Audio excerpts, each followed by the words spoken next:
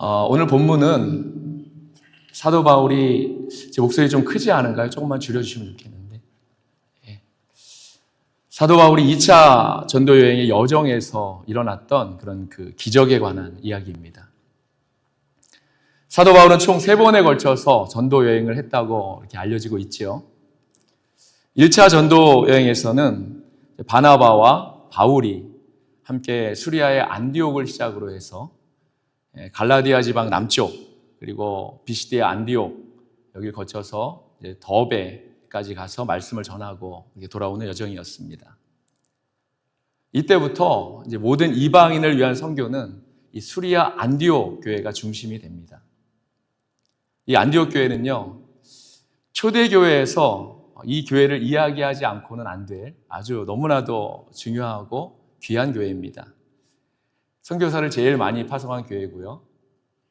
또 바울이 1차, 2차, 3차 전도여행의 출발지면서 선교 여행을 돌아와서는 이곳에서 선교사님들이 푹 쉬시고 다시 또 재충전해서 다시 선교를 나갈 수 있었던, 그렇게 재정적으로, 영적으로 이렇게 선교의 중심이 되는 그런 교회였다는 겁니다. 저는 베델 교회가 바로 이 안디옥 교회 같은 교회가 되길 원합니다. 할렐루야. 되었으면 좋겠습니다. 선교사도 가장 많이 보내고 또 지원하고 칼레바다 연회의 선교의 중심지가 되는 그러한 교회로 바로 베델 교회가 쓰임받길 원합니다. 이 안디옥 교회가 이제 예수님의 명령으로 땅끝까지 전도하기 위해서 담임 목사인 바울과 바나바를 선교사로 파송하게 된 것입니다. 그런데 1차 여행 당시에 구브로 섬을 거쳐서 갈라디아 남쪽 지방이 시작되는 그런 항구인 버가라는 항구에 도착했을 때 함께 선교하던, 또 동행했던 바나바의 조카인 마가가 선교 중에 돌아가는 문제가 이게 생기게 됩니다. 배를 너무 오래 타는 것이 힘들었는지, 아니면 어떠한 이유로 마가가 중간에 이제 낙오하게 된 것이지요. 성경에는 기록되어 있지 않지만 아마도 바울이 이 문제로 마가에게 많은 그런 실망을 했던 것으로 보입니다. 왜냐하면 그렇게 성공적으로 1차 선교여행을 잘 마치고 수리아 안디옥 교회로 돌아왔던 그런 바울과 바나바가 이제 2차 전도여행을 떠날 당시에 마가를 함께 데려가는 그런 문제로 크게 다투어서 이제 서로 갈라졌다고 이렇게 되어 있거든요. 그래서 바나바와 갈라진 바울은 실라와 함께 이렇게 따로 이제 2차 전도여행을 시작하게 되었습니다. 바울 일행이 아시아를 이제 전도 목적지로 삼습니다. 그래서 1차 여행에서 지나갔던 갈라디아 지방으로 해서 더베, 루스드라에 이렇게 잠깐 들르게 되었는데, 여기서 이제 믿음의 아들이라고 하는 디모데를 만납니다. 그래서 그들의 전도여행에 이렇게 데리고 가게 되는 거지요. 그렇게 그들이 그 지방의 여러 성으로 다닐 때 성경에 보니까 여러 교회가 믿음이 굳건해지고 믿는 자의 수가 날마다 더했다고 했습니다. 할렐루야. 1차 전도여행 당시에 사도 바울이 뿌려놓았던 그 전도의 씨앗들이 이제 그들이 다시 왔을 때 그렇게 많은 열매로 이렇게 나타나게 되는 것입니다. 이제 바울과 실라는 이러한 하나님의 인도하심과 성령의 역사를 보면서 2차 전도여행에 대한 큰 기대감이 있었을 겁니다. 이렇게 기록된 것이 이제 사도행전 16장 5절에까지의 말씀인데, 그런데 그 다음 절인 6절에 보면 이들의 들뜬 마음에 찬물을 끼얹는 말씀이 소개되고 있습니다. 제가 한번 읽어볼게요. 성령이 아시아에서 말씀을 전하지 못하게 하시거늘. 이상한데, 아시아로 전도하러 가야 되는데, 아시아로 전도하러 가려고 이렇게 전도 여행을 시작한 건데, 바로 이전까지도 성령의 역사가 우리에게 너무나도 크게 일어났는데 지금 상황이 좀 이상하다, 이렇게 생각하면서 이제 비두니아 쪽으로 옆에 길로 방향을 틀어서 거기 먼저 갔다가 이렇게 나중에 아시아로 가야 되겠다 이렇게 생각을 합니다. 그렇게 그들이 애를 쓰고 있는데 이 무슨 일입니까, 여러분? 비두니아로 가는 것도 예수의 영, 즉 성령님이 또 다시 막으시는 겁니다. 참 이상한 일도 있지요. 아시아 지역을 복음화시키려고 또 계획과 전략도 잘 세우고 또 선교 헌금도 또 많이 갖고 이렇게 해서 선교하러 왔는데 가려는 곳마다 성령이 막으시는 겁니다. 근데 여러분, 바울 일행이 그렇게 생각하고 있을 때 하나님이 그들에게 환상을 보여주십니다. 바로 마게도니아 사람이 환상 중에 나타나서 바울 일행을 향해서 자신들에게 와달라고 이렇게 청했다는 거죠. 마케도니아는 오늘날의 이제 유럽의 한 지역입니다. 성경에서 말하는 아시아는 여러분 다 아시겠지만 이제 터키 지방을 말하는 것이고요. 지금 바울 일행이 터키로 가려고 하고 있는데 성령께서 막으시고 그들을 유럽으로 이렇게 가라고 하시는 것입니다. 그래서 바울 일행은 성령의 강권적인 그런 인도하심으로 말미암아서 마케도니아의 첫 성인 빌립보에 이렇게 이르게 되는 것입니다. 그렇게 바울과 실라가 유럽의 관문인 빌립보에 들어서게 되었습니다. 사랑하는 여러분, 그런데 그들에게 참 예기치 않은 그런 사건이 발생합니다. 그들이 빌립보 성에 딱 들어가서 늘 하던 대로 먼저 유대인 회당을 찾았습니다. 그런데 회당이 없는 겁니다. 이 말은 빌립보에는 유대인 남자 10명이 아직까지도 살고 있지 않다는 그런 이야기가 됩니다. 왜냐하면 유대인 남자 10명만 있으면 그들은 제일 먼저 하는 일이 유대인 회당을 세우는 일이거든요. 그래서 이제 강가에 나갔는데 그곳에서 옥감 장수인 루디아라는 여인을 만납니다. 그래서 그녀에게 복음을 전하지요. 그녀가 복음을 받아들입니다. 너무나 감동해서 자신의 집에 초청까지 하는 게 아닙니까, 여러분? 이렇게 믿음이 좋은 성도님을 만나면 참 우리가 얼마나 기분이 좋습니까? 바로 이 루디아가 이랬다는 겁니다. 그래서 빌립보에 도착하자마자 복음을 받아들인 루디아에게 이제 세례까지 베풀게 됩니다. 그렇지, 역시 성령님께서 이래서 이쪽으로 오게 하신 거구나 이렇게 생각을 했을 겁니다. 그런데요, 사랑하는 여러분, 그런데 이제 그들에게 정말 전혀 예기치 않은 그런 문제가 시작이 됩니다. 바울과 실라가 그렇게 루디아의 집에 머물면서 기도하는 곳으로 이렇게 가는데 그들이 가는 곳마다 점치는 귀신 들린 여종이 계속 귀찮게 쫓아다니는 겁니다. 거기다가 이 여종이 그들을 향해서 하나님의 종이 바로 당신들이고 구원을 전하는 자들입니다 이렇게 외치면서 계속 따라다니는 거지요. 귀신도 복음을 알아본 겁니다, 여러분. 그래서 너무 귀찮아서 바울이 그 귀신에게 떠나라 라고 이렇게 선포하니까 그 귀신이 바로 그 자리에서 나갔다고 했습니다. 그러니 점치는 그 여종으로 말미암아 먹고 살던 주인이 바울 일행을 성을 요란하고 문란하게 한다는 그런 이유로 로마 관리에게 고소를 해버린 것이지요.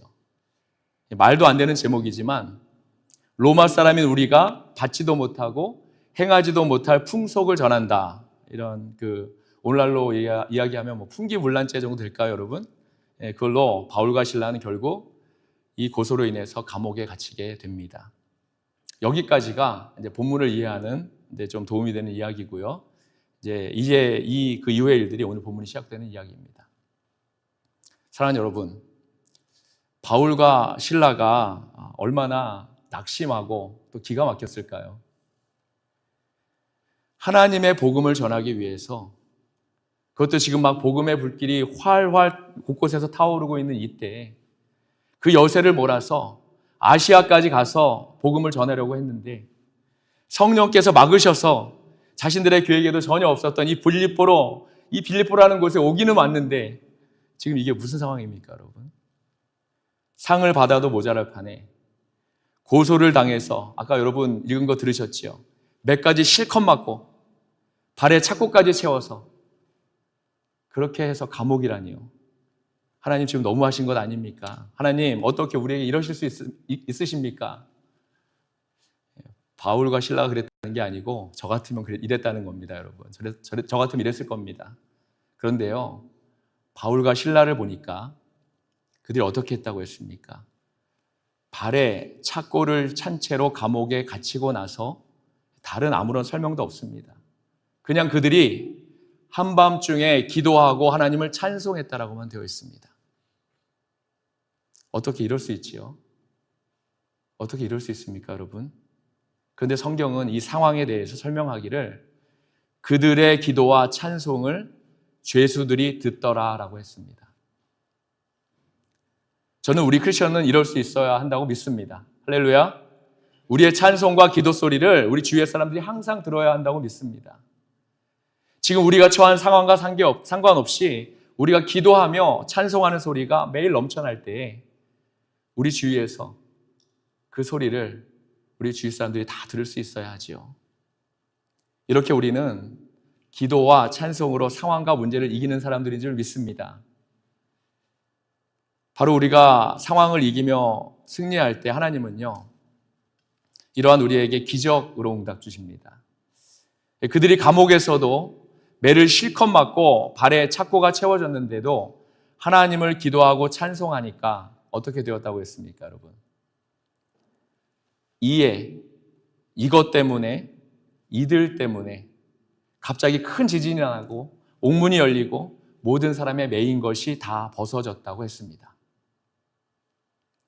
성경은요, 그 일이 그냥 그렇게 되었다고 하지 않았습니다. 26절에 보니까 바로 이것 때문에 그들이 기도하고 찬송한 것 때문에 그렇게 되었다고 말씀하고 있는 겁니다.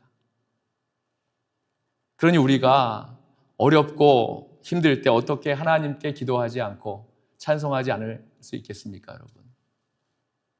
여기서 하나님의 기적이 일어난 거죠. 사랑하는 여러분, 그런데 지진이 나서 옥문이 열리고 매인 것이 풀어진 것이 진짜 기적이 아닙니다. 이 부분을 절대 놓치지 않길 바랍니다. 아직 진짜 기적은 일어나지 않았습니다. 간수가 자다가 깨어서 그 모든 일이 일어나는 것을 보고 죄수들이 다 도망한 줄 알고 문책을 당할 것이 두려워서 칼을 빼어서 자결하려고 한 것입니다. 사랑하는 여러분, 이제 기적이 일어납니다. 그 모습을 본 바울이 간수를 향해서 크게 소리질러 몸을 상하지 말라고 하면서 자신들이 여기 있다라고 했다는 것이지요. 이게 바로 기적인 줄 믿습니다. 무엇이 기적이냐고요, 여러분? 사랑하는 여러분, 바울은 이 일어난 과정 속에서 한 영혼을 정말로 불쌍히 여기는 하나님의 그 마음을 갖게 된 겁니다. 바로 이 바울이 가진 이 마음이 기적입니다. 한 영혼을 긍휼히 여기는 마음, 바울이 가졌던 이 마음은요, 히브리어로는 헤세드입니다. 헤세드 많이 들어보셨죠, 여러분? 오직 하나님만이 가질 수 있는 그런 긍휼의 마음이 바로 헤세드이지요.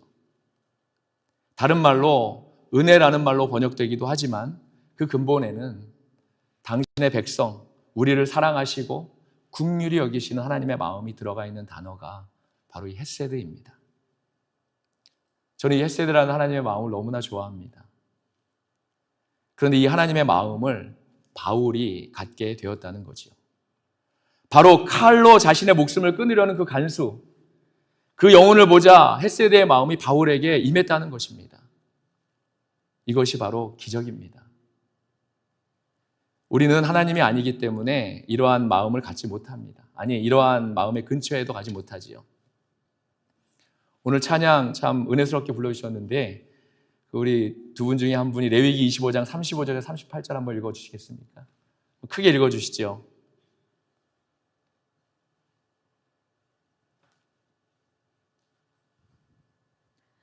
내 형제가 가난하게 되어 빈손으로 내 곁에 있거든 너는 그를 도와 거루민이나 동거인처럼 너와 함께 생활하게 하되 너는 그에게 이자를 받지 말고 내 하나님을 경외하여 내 형제로 너와 함께 생활하게 할 것인즉 너는 그에게 이자를 위하여 돈을 구워주지 말고 이익을 위하여 내 양식을 구워주지 말라.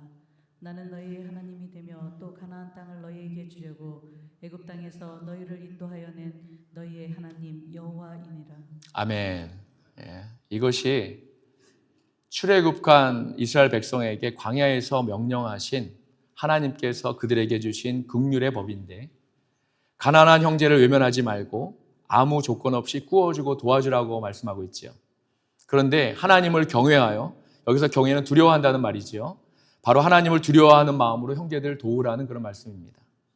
그러니 기껏해야 우리가 할 수 있는 긍휼은 하나님을 두려워하는 마음으로 하는 정도, 바로 이 정도밖에 되지 못한다는 것입니다, 여러분.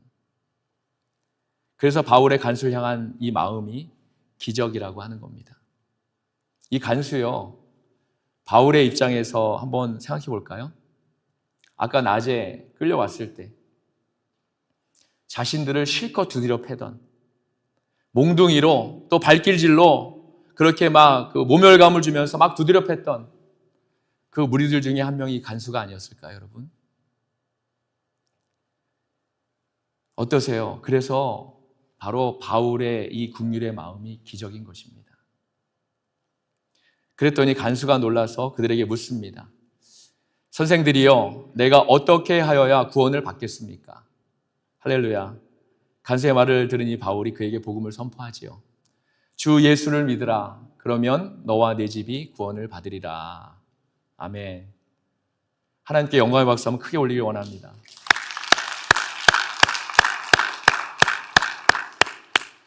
사랑하는 성도 여러분, 이제 성령님이 왜 아시아에 가는 것을 막은지 아시겠지요? 왜 빌립보로 그것도 감옥에 갇히게 하셨는지 잘 아시겠지요? 구원받은 간수와 가족은 세례를 받고 그들의 맞은 자리를 씻어주고 그리고 그들에게 음식을 대접했다고 했습니다. 저희 교회 이야기 잠깐 하겠습니다. 저는 3년 전에 연회에서 개청 목사로 파송되어서 그동안 사역하던 버클리 지역을 떠나서 산나몬 밸리 지역에서 개척을 하게 되었습니다. 근데 여러분, 이 지역에 오늘 본문에 간수와 같은 영혼이 너무나도 많은 것을 하나님이 저에게 보여주셨습니다. 하나님은 제가 가고 또 만나는 사람마다 그 간수가 생각나게 하셨습니다. 그리고 저희 교회 첫 번째 교인이 되신 분, 너무나도 귀한 영혼이신 그분을 하나님이 저를 위해 이미 예비하고 계셨고, 그분이 저희 교회에 오셔서 그동안 정말 감옥에 갇힌 듯한 지옥 같은 그런 삶에서 지금은 해방의 자유로운 삶을 그렇게 살아가게 되셨습니다. 그분의 고백입니다. 그리고 지금 저희와 함께 정말 재밌게 신앙생활을 하고 계십니다. 한동안은 매주 새로운 한 분씩 모시고 이렇게 오시기도 했습니다. 감옥과 지옥에서 해방되니까 그 기쁨을 자꾸만 나누어지고 싶은 거지요. 개인 프라이버시가 있어서 성함이나 다른 정보는 드리지 못함을 이해해 주시기 바랍니다. 또 다른 한 분, 1년 전에 97세 연세로 돌아가신 분이 계시는데 평생을 교회 다니신 분입니다. 평생을 하나님을 섬기셨던 분인데 저희 교회에 1년 정도 출석하시고 그렇게 또 하나님의 품으로 가셨습니다.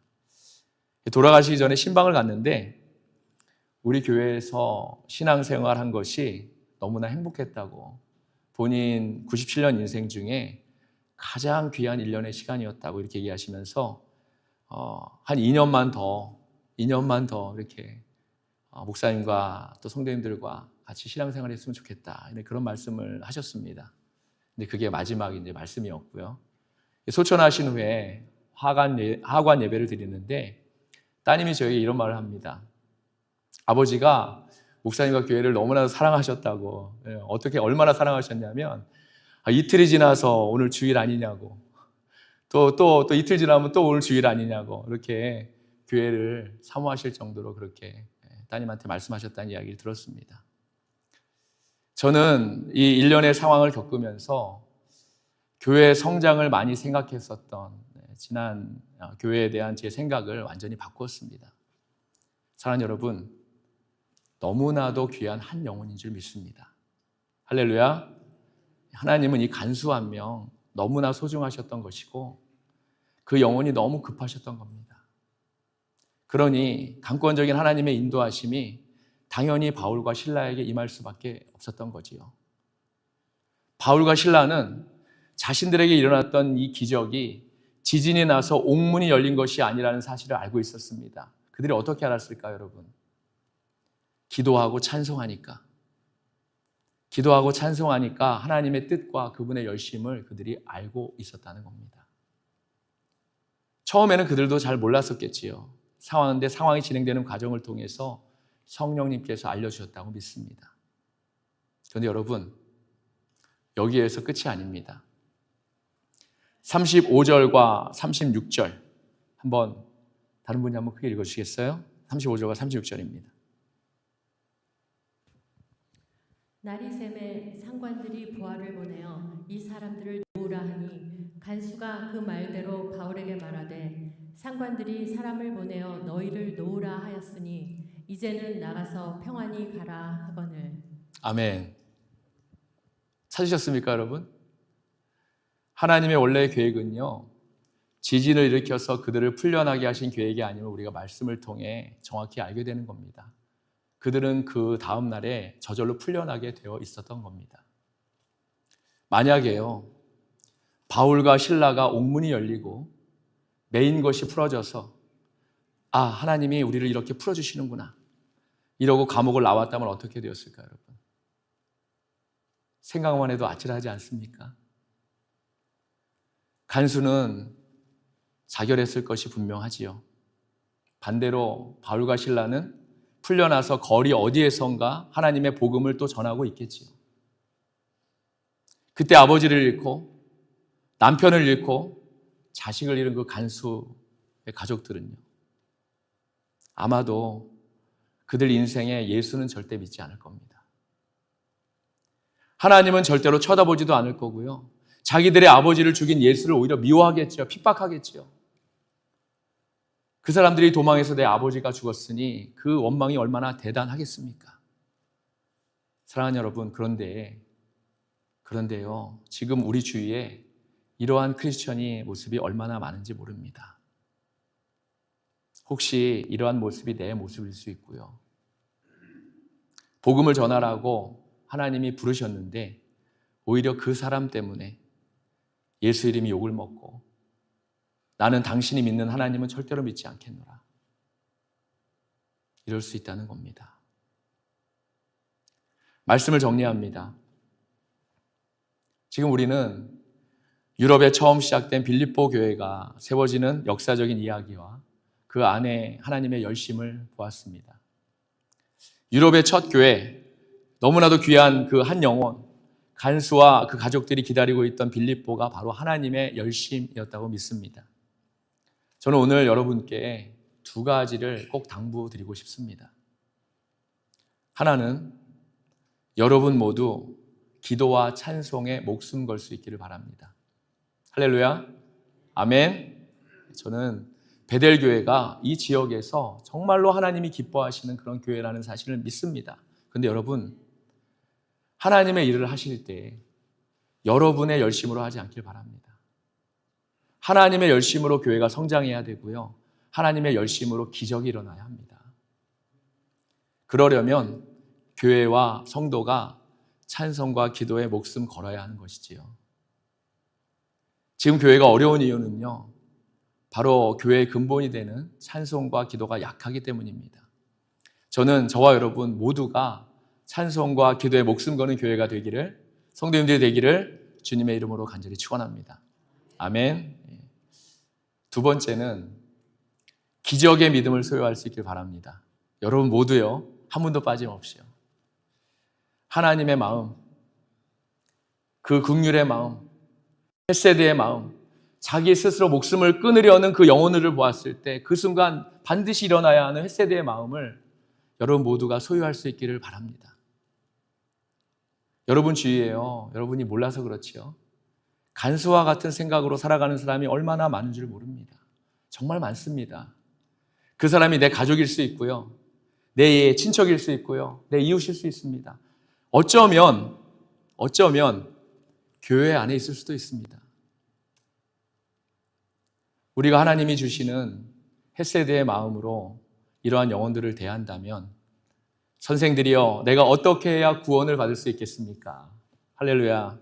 이렇게 물어오는 영혼들이 반드시 생겨날 것이라고 저는 확신합니다.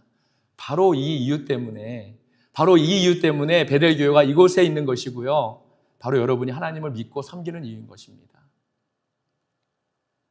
그러한 저 여러분 모두가 되시기를 다시 한번 축원합니다.